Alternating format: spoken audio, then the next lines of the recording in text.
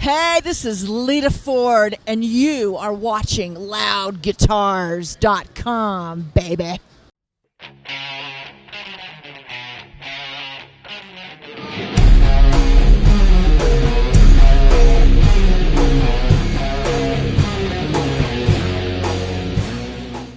Hi, this is Pamela for LoudGuitars.com, and we're here at the Dean Markley booth at NAMM with rock and roll royalty. I am thrilled to be sitting here with none other than the Queen, Lita Ford. Welcome, Lita. Thank you. Appreciate it. Thank you for taking the time to talk with us today. It's my pleasure. It's so loud. I hope everyone can hear us. I'm going to try to keep the mic real close. You've been in the music industry making music for over 3 decades, and I'm wondering if you can take us back to that first moment that you held a guitar and knew that this is what you wanted. Yeah. Oh, man.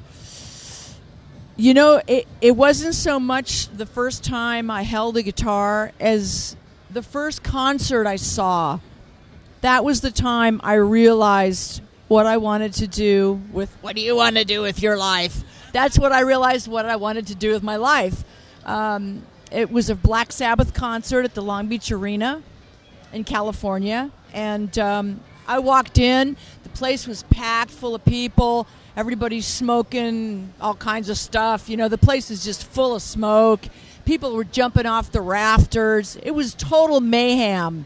And I walked in and saw these figures on stage, all dressed in black with gold crosses, and I went, whoa, that's what I want to do. I mean, I was mesmerized. And the way the audience felt, that's how I wanted to make people feel. I knew it, I saw it, I dreamed it, I felt it right then and there. And I don't know, it's weird because later on I became engaged to Tony Iommi, who is the guitar player for Black Sabbath. And I had a top 10 hit single with Ozzy Osbourne. Very strange. It's funny the way life unfolds. Now, you've been with BC Rich for a little while. Has your gear, in terms of the construction of your guitar or your setup, has that changed a lot over the years? Or do you stick to pretty close from where you started? I am a real meat and potatoes kind of person, guitar player. I don't like a lot of effects. I don't like a lot of, gadgets on the actual head itself. Where nowadays they make pedals where you can stomp over to a different setting on your amp, which is great for some people. But for me, I just like the balls of the amp. You know, and the tone, the bass, the basics, the treble, the presence. I don't need anything else. What is it that you play through? Right now I use a JCM 800. They're the older ones. They're the very first ones made. And, they just have a unique sound that Marshall has never been able to duplicate. And I also use the old BC Rich guitars. And they have all the original, pieces in them. They are the original BC Rich guitars. As a matter of fact, my double neck is a prototype. So I was one of the first people to play BC Rich and created the sound I have is just plugging directly into a Marshall without using any effects. The only effect I like to use is a delay. And other than that, I really don't like effects. I don't feel like they're necessary. I think you can do what you can do with what you got, you know? Well, when you capture the holy grail of tone, that's what everybody's looking for, right?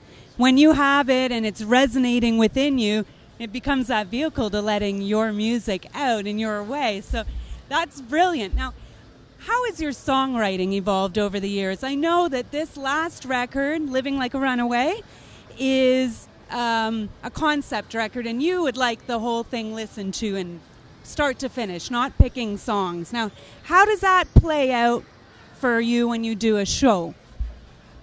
Well, when we do a show, people want to hear different songs. They want to hear stuff from the old days, stuff from the new days, Kiss Me Deadly, Close My Eyes. They want to hear stuff from all different eras. But I would really like to do a tour where we just go out and play Living Like a Runaway album and maybe throw in a couple of other songs as an encore. But I think the album has only been out 6 months, so I think it needs to be out just a little bit longer, and I think we'll be able to do that. But this album is more of a concept record, and I miss the days of the concept records. They don't make them anymore. Like a lost art almost, but gone are the days when people lay on their bellies on their parents' shag rug with the headphones on and listen to a record start to finish and get transported elsewhere. But you were a pioneer back when you started. You could quite possibly be introducing the concept album again to mainstream. Who knows where your powers stop? It's true. I get it from a lot of people.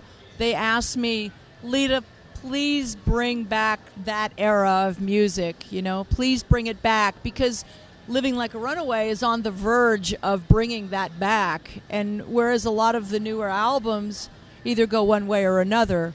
So I hope they're right, and it isn't something that I tried to do, it's something that just came naturally to me. So I'm hoping that it continues, and I'm hoping that the next album still has that same vibe, and I think it will be, because that's the headspace I'm in. If you had a piece of advice for anybody who's starting out, what would it be?